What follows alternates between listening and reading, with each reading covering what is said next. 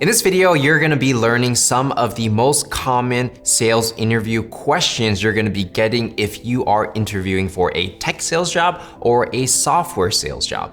And you wanna make sure you watch this video all the way through because I'm gonna be pulling directly from my experience working in sales in Silicon Valley at Oracle as well as a startup. So I'm very confident that you're gonna get a lot of value out of this video. What's going on, everyone? Patrick Deng here. Now, before we get started, make sure to give this video a like, subscribe if you haven't already, and turn on notifications. And if you want to start and accelerate your sales career, make sure to check out my masterclass, Sales Legacy, at saleslegacy.com, or check the link in the description, and let's go ahead and get started. So the first interview question that we're gonna cover is, a lot of times these interviewers will ask you, why do you want to work in technology, right? So when the interviewer is asking this question, what they're trying to do is they're trying to gauge your interest in technology, and they wanna see, are you somebody that is just looking for a quick buck and you're just looking for quick money and you're not passionate about what you're selling?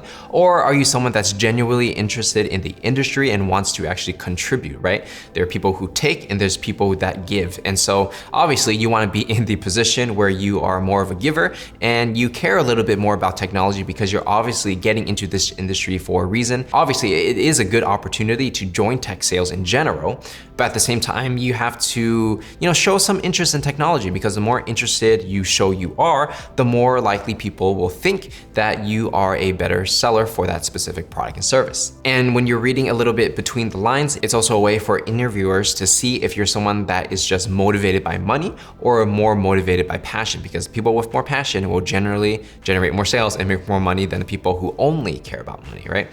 So there are a couple different ways that you can answer this question.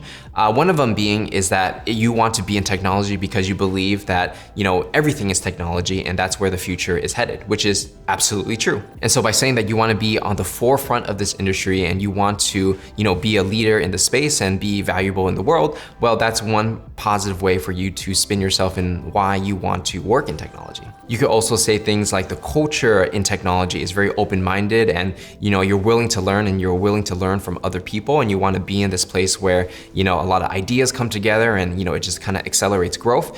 And by showing that you want to be part of this community, then it kind of says like, hey, this guy actually or girl fits in with what we're trying to do. So the main thing is really, dig deep inside and ask yourself, why exactly do you want to join technology? Because everyone has, a different reason for it, whether it's opportunity or more of if it's on the passion side of being interested in technology. But for whatever reason you decide you want to get in technology, make sure that you are being authentic and make sure that comes through in your response. So definitely prepare that response when they do ask you. The next question an interviewer might ask is, how do you feel about outbound prospecting, right? And the reason why a lot of people ask this question is because for a lot of sales jobs, especially the one that you're probably going to apply to or interview at, you're gonna have to be doing outbound prospecting, right? Because there's a lot of these jobs out there. So outbound essentially is when a sales rep reaches out to another person cold, whether it's a cold call, cold email, or cold LinkedIn message, and they try to generate a meeting, right? And so they're trying to gauge whether or not you feel comfortable doing that. So if a company does a lot of cold calling, they're asking you, how do you feel about cold calling? Do you have experience in it? Do you feel afraid of rejection? How do you handle that rejection, right? And they want to know how much grit and how much determination you have when it comes to reaching out to other people. And the reason is because a lot of sales reps who start in sales, maybe within the first month they might get fired, or maybe within 6 months they might get fired, or they may have to just leave and do a different job because they don't fit into that category of being able to reach out to other people and start that relationship. Because in a way, it takes a lot of mental energy to kind of push through that negativity because you're gonna get a lot of rejection. So you wanna make sure you show the recruiter or the interviewer that you are someone that is willing to push through even when things get hard. So you gotta say like, hey, I'm not afraid to cold call, I'm not afraid to send cold emails, I don't mind rejection, I'm willing to do what it takes to generate the meetings and close the deal. And so by giving them that attitude, they know that you're more likely to be a winner than somebody who they just hire and fire, right? And another thing is that for some sales jobs, they may have inbound leads coming in, meaning they have some kind of marketing material and leads are coming in and a salesperson will talk to those warm leads. So you want to show that, yes, you can do that because obviously it's easier, but you also want to show that, hey, I can actually go out and find people and generate business. So if you can do both of those skills, that's something that's going to be extremely valuable for the recruiters or whoever wants to hire you. Now, the next interview question that people might ask you is, what do you know about our products? Now, the reason why interviewers ask this is because they want to see how much effort and energy did you put into preparing for the interview. So if you didn't even go on the company's website and you don't even know what they sell, well, chances are you're not going to get the job because it doesn't show that you're actually serious about this role. So to prepare for this question, you definitely want to make sure that you go on their website, you understand their different products, how they actually bring value to the world, what problem they are solving, why people should buy from them, who their competitors are. And you don't have to go extremely deep in all these things, but you definitely do need to understand, all these different elements and how they work so that when they ask you this question, you're not just like, I don't know, I didn't check your website. Like, you need to have some basic knowledge of the company you want to work at. Otherwise, they're not going to hire you. Now, the next question that people may ask is, what would you do if you need help on a deal?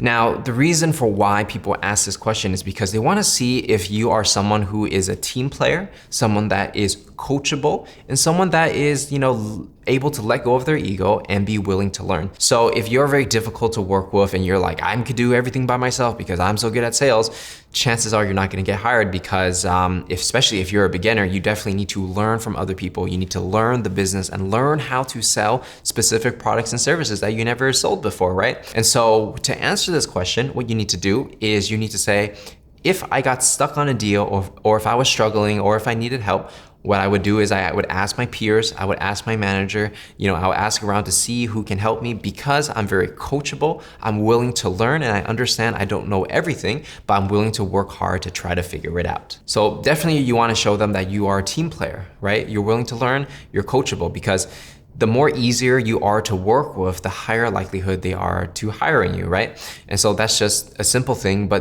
you definitely want to pay attention to that and make sure you answer that question appropriately. And now another question that some recruiters might ask is, who are your mentors? Now, I remember when I was applying for different jobs and the first time somebody asked me that, I was actually caught off guard because it was such an unusual question. And the reason why people ask this is because they want to see if you are willing to learn from other people who are better than you. Right? So if you had a previous job, your mentors could be the people that you work with, the other sales reps who are more senior to you, or your manager, right? In some ways, those can be your mentor. Or if you reached out to anyone directly and built a personal relationship, that's another way to build some type of mentorship, right? Which is a little bit more difficult because it takes the other person to reciprocate their free time to help you, right? But if you have that, it's very valuable. And if you just don't have any mentors completely at all, then you have to show them that you're willing to learn, right? So if you don't have a person who is mentoring you directly, which is okay, what books are you reading? What videos are you watching? How are you indirectly being mentored by another person? Because sometimes watching a video about, the CEO of a certain company that you respect, the knowledge that you can get from videos and books and things of that nature sometimes can actually be better than getting a direct one-on-one mentorship. So if you don't have a direct mentor, show them that you're willing to learn from other people, other books, other sources, and that will definitely help you out, which will show that you're willing to learn and grow and prosper at, pretty much anything you do. Now, the next question that people may ask is, how do you handle rejection? And the reason for why a company may want to ask a potential candidate this is because they understand sales, there's a lot of rejection, right? More than 90% of the people that you try to reach out to are going to say, no, I'm not interested. And so they want to see, okay, if you are put in a situation where you're being rejected constantly, what are you going to do about it? Are you going to give up? Or if you want to keep continuing, what are you going to do to actually turn more rejections into something more positive, more yeses, right? Are you gonna analyze your mistakes? Are you gonna record your calls and try to fix it? Are you gonna try to ask your manager and see if he can help you and give you direct coaching to see what can be done here? And when you actually experience that rejection, how do you emotionally feel? Do you feel personally hurt? Do you just let it slide off your back and you don't care if somebody says no and you move on to the next, right? What is your personality and how do you handle that rejection? And so obviously the way to answer that is, number one, don't take it personally because you already understand that sales is a game of rejection. Number two, do everything you can to figure out why they are rejecting you, why you're getting certain objections, and how you can overcome them so that for the next time somebody gives you that rejection or objection, then you can actually handle it more appropriately and increase your conversion rates to a sale.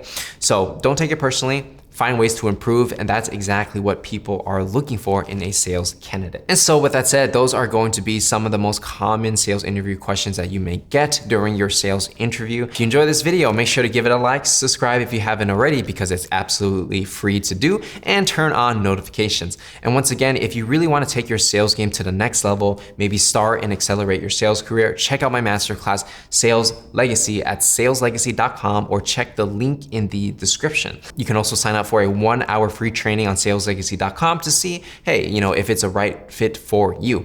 And with that said, my name's Patrick Dang, and I will see you guys in the next one.